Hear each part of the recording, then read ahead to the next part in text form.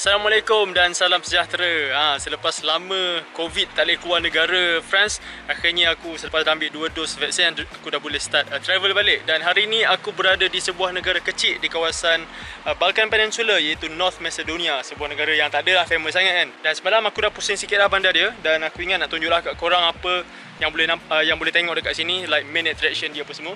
Dan first impression aku bandar ni sebenarnya dia agak unik. Aku akan bawa korang dan aku tunjuk kenapa aku rasa bandar ni agak unik.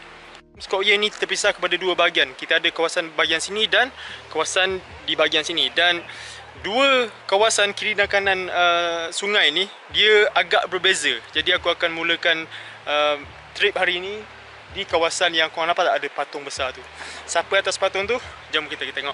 Jadi jambatan yang aku sedang berada sekarang ni merupakan salah satu attraction jugalah kat sini. Nama dia Stone Bridge.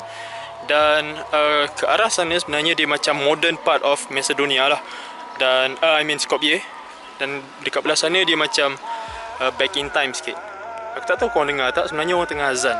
Kat sana ada banyak masjid. Jadi jambatan Stone Bridge ni merupakan jambatan yang dibina pada kerajaan Uthmaniyah, Ottoman Empire.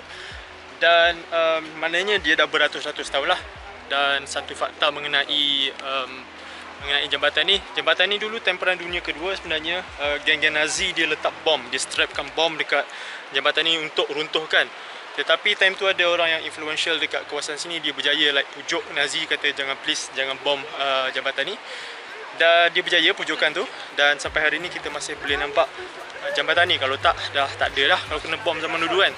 Dan bila sampai dekat penghujung jambatan ni, first thing korang akan nampak adalah banyak patung. Like dekat sini korang ada patung, sana ada patung, dan patung yang paling obvious adalah tu ada jejaka atas kuda. Jadi aku nak pergi tunjuk kat sana sebab sebenarnya patung tu sangatlah besar. Dan siapa patung tu? Let's talk about it. Jadi statue di belakang aku adalah statue of Alexander the Great. Alexander the Great ni mesti nama yang korang pernah dengar kan. Kalau korang kenal tak kenal dia, tak ada masalah. Tapi like nama Alexander the Great korang mesti pernah dengar dekat mana-mana. Jadi kenapa ada Alexander the Great kat sini? Sebab Alexander the Great merupakan bekas raja Kingdom of Macedonia 300 something sebelum Masihi, so agak lama lah. Dan dia ni adalah salah satu like conqueror yang hebat lah. Sebab tu Macedonia dekat sini like honor dia dengan satu statue yang sangat besar. Dan sebenarnya kalau kita tengok straight daripada sini, kita sebenarnya boleh nampak satu lagi statue yang agak jauh. Nanti aku akan lalu kat sana. Itu sebenarnya adalah statue ayah dia, Philip II. Dia macam melambai ke arah Alexander the Great.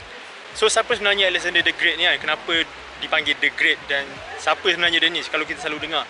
Jadi Alexander the Great ni, dia sebab time umur 20 dia dah menjadi raja dekat sini, Kingdom of Macedonia. Dan dia stretch empire dia daripada Macedonia ni sampai India. Korang bayanglah besar mana time tu. Dan untuk dia stretchkan dia punya kingdom sebesar tu, dia berjaya untuk menumpaskan kerajaan Persia. Time tu kerajaan Persia merupakan satu kingdom yang sangat-sangat hebat lah. Dan dia pada tu umur 20-an. Umur macam aku ni, just 20-an, dia dah berjaya mengalahkan Persia dan membesarkan empire dia sampai India. Maknanya dia hubung Europe dan Asia. Dan kenapa dia the Great? Sebab dia tak pernah kalah perang. Dan disebabkan dia punya kehebatan, dia memperoleh satu statue dekat tengah Skopje, dekat Kingdom of Macedonia zaman-zaman dulu dekat area ni. Dan orang Greece dan orang Macedonia dia bergaduh pasal keturunan ataupun etnik Alexander the Great. Sebab Macedonia kata dia ni Macedonian, orang Greek kata dia ni orang Greek. Dan dia bergaduh sampai hari ni. Dan juga kalau kau nak tahu, sebenarnya negara ni dia bertukar nama just 2 tahun lepas. Tahun 2019 dia tukar nama daripada Macedonia ke North Macedonia. Sebab apa? Sebab Greece kata Macedonia adalah negeri di negara aku, bukan nama negara kau. So dia bergaduh. Yang tahun 2019 akhirnya dia sampai satu agreement. Macedonia bertukar nama kepada North Macedonia.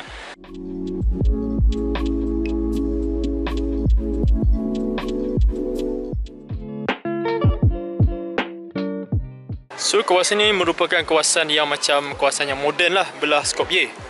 Dan Skopje ni ada banyak sangat statue yang aku tak tahu aku pernah pergi tak sebuah bandar yang mempunyai bilangan statue yang sama banyak dengan Skopje ni. Like dia orang ada sangat-sangat banyak. Nampak kat sini korang ada 1, 2 korang ada. Dekat sini korang ada statue. Jadi sekarang aku berada di Memorial House Mother Teresa. Dan kat sini, kat depan ni ada satu statue Mother Teresa. Dan juga Mother Teresa ni merupakan macam individu yang korang mesti pernah dengar nama dia somewhere, even though korang tak tahu apa dia buat. So kepada sahabat yang tak kenal Mother Teresa, dia merupakan seorang nun. Dan dia seorang yang sangat highly respected dalam Christian community. Dia dilahirkan di Skopje, Macedonia. Sebab itulah korang boleh jumpa Memorial House dekat sini. Walaupun dia ethnically Albanian.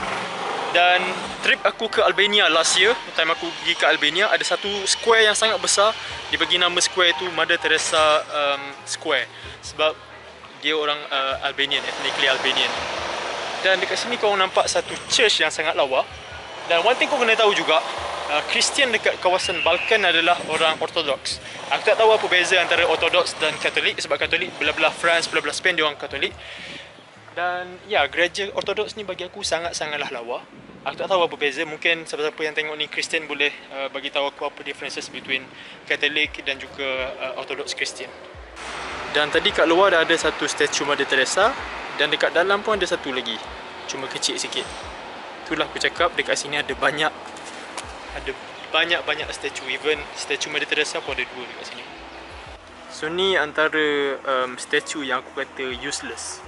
Statue orang cakap phone. Tu pun kena vandalize.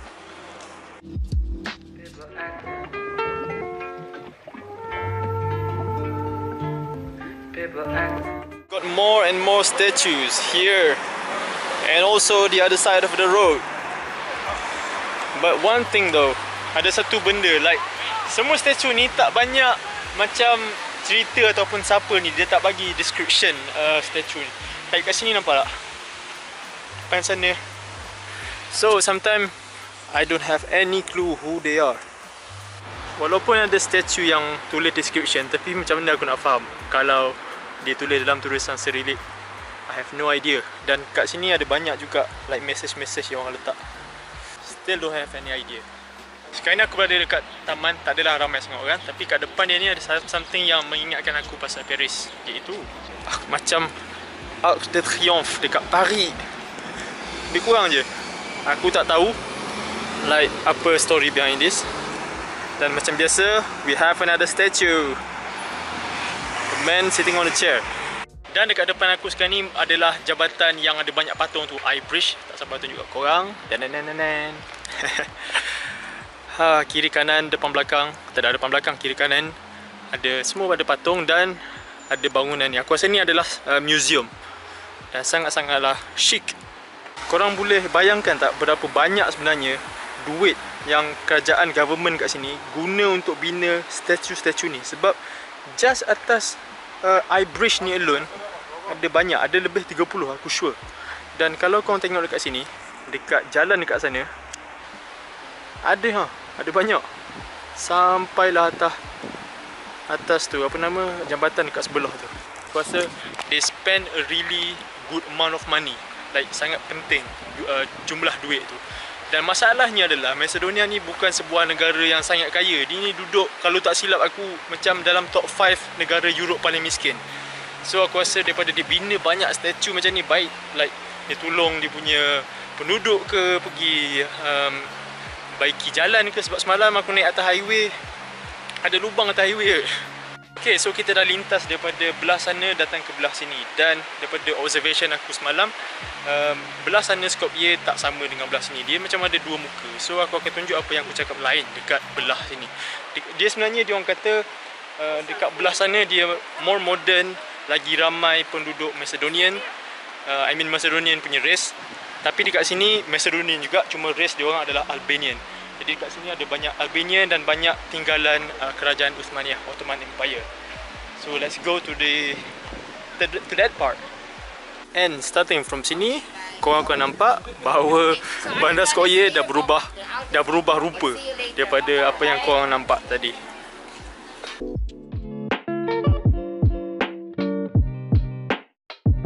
Jadi korang nampak tak macam kawasan yang kita tengok tadi dan kawasan yang ke sini berbeza. And it's crazy actually kalau kita fikir, sebab dia macam kita menziarahi 2 bandar sedangkan kita dalam satu bandar yang sama lagi. Kita still dalam Skopje. Cuma rupa dia berubah. dekat sini merupakan bekas macam tinggalan Ottoman Empire, dan sebab tu korang nampak kawasan ni macam ada aura Turki sikit. Jalan dekat Old Town ni dia sangat similar tau. So sangat-sangat mudah untuk orang turis macam aku ni sesat. Tapi that is the main goal. Jadi kat sini macam ada pasar lah sikit. Pasar macam kat Malaysia. Boleh jumpa benda-benda murah kan. Jual-jual jersey macam duduk rata panjang. Kulit jersey. It's good, huh? It's good. Bombastic. This is fantastic. Aku sekarang ni berada di satu pasar yang memang macam Malaysia. Cuba kau tengok ni.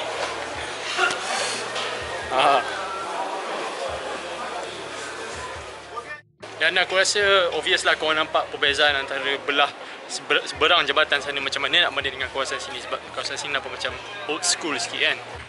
Masjid ni aku pergi semalam actually. Tapi bukan aku nak pergi melawat masjid ni hari ni. Aku nak pergi, ada satu lagi masjid just depan, lebih kurang 200 meter je, Mustafa Pasha Mosque. Iaitu diorang bagi tahu tadi ni merupakan masjid yang paling tua dekat sini. Aku nak masuk masjid tapi tak tahu jalan masuk, dan aku jumpa budak-budak ni nak tunjuk. Hi. You speak English? Yes. You speak English? A little bit. Yeah. What is your name? My name is Atullah. Abdullah. Da. You're a Muslim. It's Muhammad. You're Muhammad. We have the same name. Yes. No. So terima kasih kepada Abdullah dengan Muhammad. Jadi aku dapat cuba pintu masuk sebab dia duduk atas bukit dan memang tak tahu, tak nampak pun tadi kat mana pintu masuk. Besar masjid ni ya.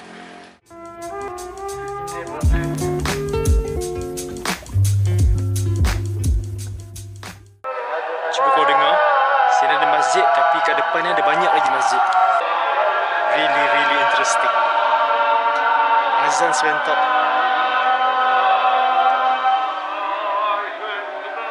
Masya-Allah. Tak pernah jumpa aku tempat macam ni. Okay, sekarang ni aku menuju ke mungkin destinasi terakhir aku untuk video ni, video di Skopje, iaitu Skopje Fortress ataupun dikenali sebagai Calais Fortress, sebuah benteng pertahanan fortress zaman Byzantine, zaman Roman Empire, lebih kurang abad keempat. So agak lama lah. Dan juga aku tengok kalau kita naik ke atas sana, kita boleh nampak bandar Skopje ni daripada higher angle. So dengan waktu sekarang ni matahari dah nak hampir sunset, aku harap dapat macam menikmati pemandangan yang lawa lah di atas sana. Dan first aku kena cari kat mana nak masuk. So inilah kawasan fortress tu ya. Nampak tak? Sini mungkin digunakan untuk tembak orang zaman dulu kan. Tapi tak pasti macam mana nampak. Aku akan try buat macam perempuan tu, berdiri di hujung, dan aku harap aku tak jatuh dan mati kat sini.